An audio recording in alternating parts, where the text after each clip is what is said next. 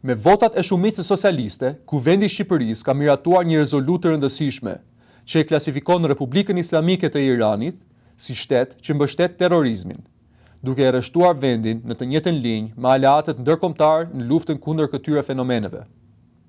Në seancën plenare, e zhvilluar pa pjesëmarrjen e deputetëve të opozitës, kryetari i grupit parlamentar të Partisë Socialiste, Taulant Balla, theksoi se kjo nismë lidhet drejt për drejt me sigurinë globale dhe përgjegjësinë që kanë shtetet për të mos mbështetur apo toleruar aktivitete terroriste.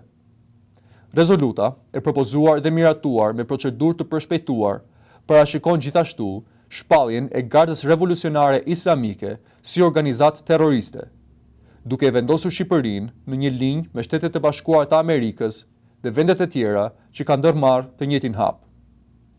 Në të njëjtin kuadër, dokumenti përfshin edhe qëndrimin ndaj Hezbollahut, duke konsideruar atë pjesë të strukturave terroriste. Sipas përmbajtjes së saj, rezoluta dënon veprimet e Iranit në rajonin e Xhirit, si dhe përpjekjet për të destabilizuar sigurinë ndërkombëtare, në një moment kur tensionet në rajon janë përshkallëzuar ndjeshëm, pas sulmeve të raportuara ndaj vendeve fqinje.